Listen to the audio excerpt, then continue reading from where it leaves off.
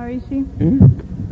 Most techniques that aim at fulfillment use in their practices some aspect of mind or heart, such as emotions, intellect, will, and so on. In a lecture at Humboldt last summer, you said that it was a very important aspect of TM that in the process of transcending, we do not use the specific qualities of mind and heart.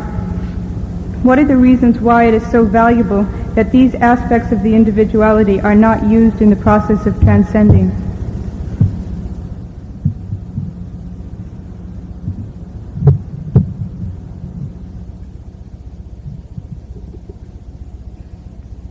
When we rebuild the whole home, we don't take into account this room or that room or that room or that. We restructure the whole thing.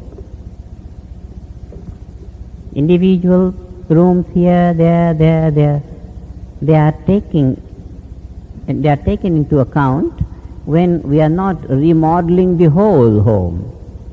But when we are doing the whole thing, then individual aspects are not considered.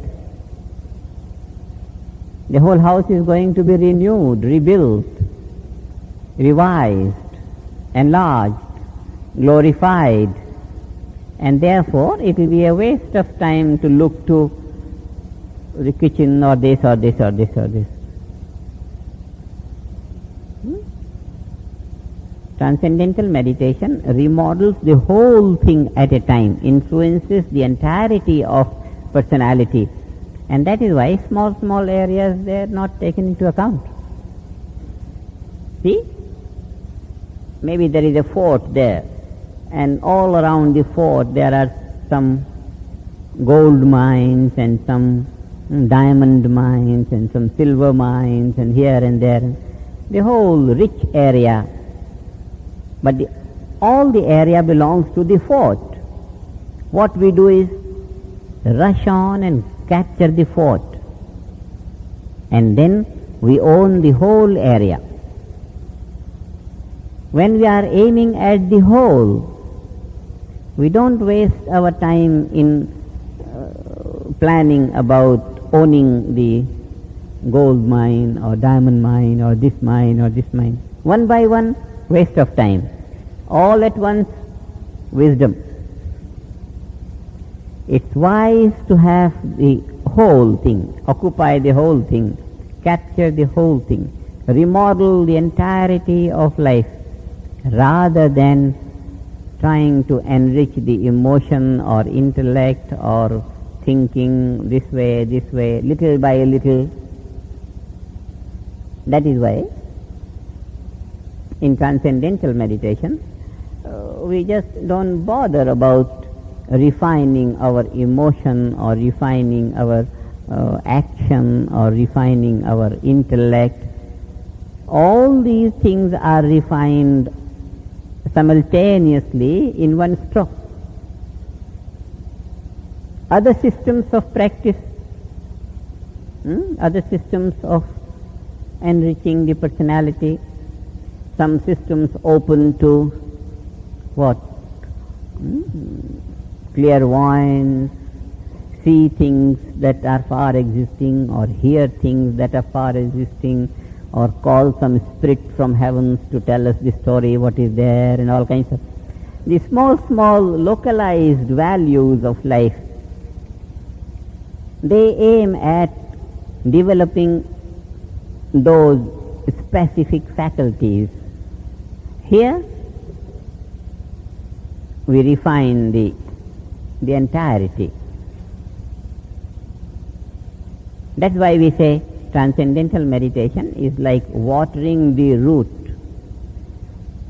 And by watering the root, we supply nourishment to all aspects of the tree. When we want to freshen and strengthen the leaves, we water the root. When we want to freshen the flowers, we water the root. Anything we want, we water the root. From there, supply nourishment to all aspects. We take our awareness to the unbounded area. Intellect becomes refined, mind becomes refined, ego becomes expanded, everything becomes desirable.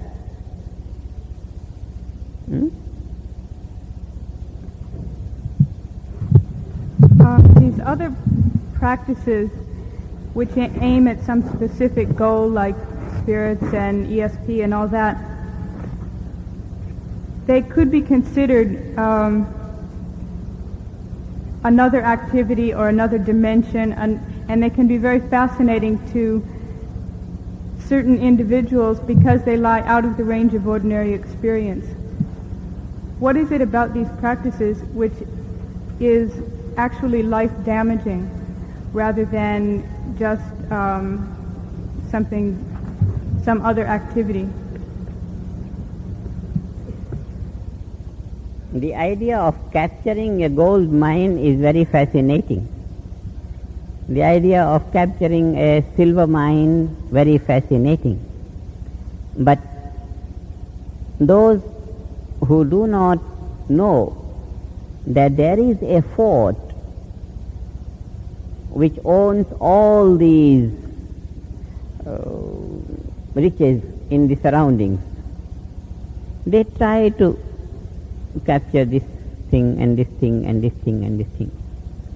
Now, those who do not know that it is easy to capture the fort, it is easy to own being, infinite value of life, and thereby enrich all these specific areas at a time, spontaneously. Those who do not know this, they can only aspire for this thing, little thing, one thing, one thing, one thing, one thing. But those who know that, by capturing the fort, all will come to us automatically.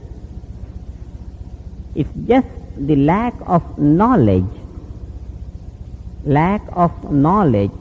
that allows people to waste their time in small segments, in enriching small specific areas. Just the lack of knowledge. And where the knowledge is actually acutely lacking,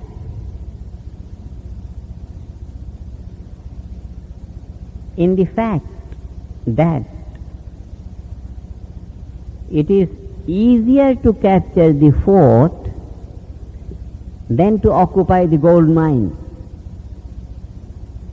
It is easier to capture being than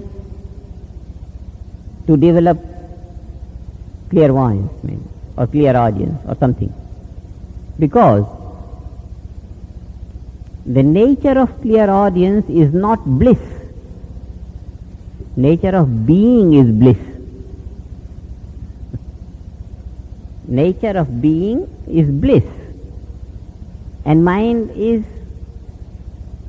naturally in a tendency of going towards greater happiness spontaneously. So the mind will be attracted by bliss automatically, because being is bliss. Mind will not be attracted automatically towards developing clairvoyance, because the nature of clairvoyance is not bliss.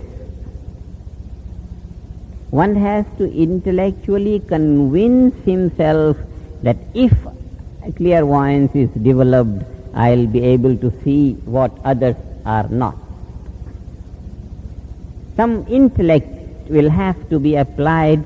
One has to convince oneself, and one has to keep on trying day after day and keep on getting tired out of that practice, because its nature is not bliss. It's not satisfying. It's struggling, gaining a habit, cultivating that practice. But bliss, being is bliss, and therefore automatically the mind goes, immediately the mind feels fulfillment. Because in the realization of being there is fulfillment, immediately And in marching towards developing any of these powers is tedious, unnatural. This is the main difference. In a natural way, we can occupy the whole thing, gain mastery over all the powers of nature by opening being to our awareness, or struggle in developing any one of these powers. Lack of this knowledge makes the people waste their life. Just lack of this knowledge.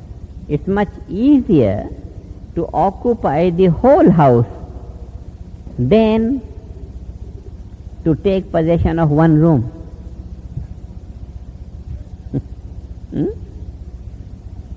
You just be bold and occupy the whole house, and you take out the owner there. Fine, you can do it.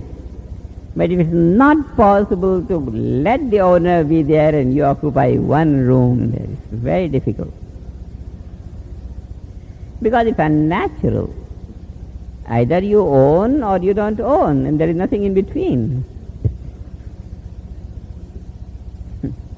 Development of all these small things, life consuming. It's a waste of life, waste of energy.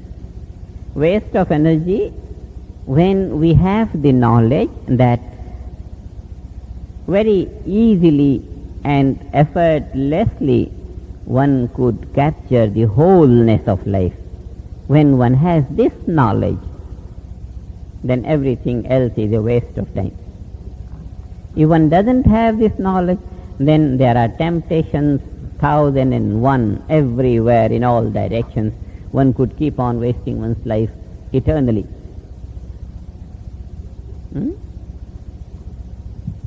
In teaching, we frequently run across meditators who are practicing TM who also are fascinated by some of these other things. And we always use this explanation about capturing the fort first and all that. But sometimes the people argue that these other practices, such as astral traveling and so on, are just forms of thinking and action, and therefore are just as valid to be the outward stroke of meditation, the outward stroke of activity following meditation, as any other activity. What would be the explanation why these types of things should be avoided just as some activity? Because these people seem to take on strange habits and seem to become strained by this kind of activity. We tell them, when we are enriching being or enriching our awareness of being, then we are supposed to be behaving in a more responsible manner. And first responsibility is to ourselves, and then to our family, and then to friends, and all that. It is all right when one says, I am meditating morning and evening, and what does it matter if 1 hour I spent on practicing some clairvoyance or something.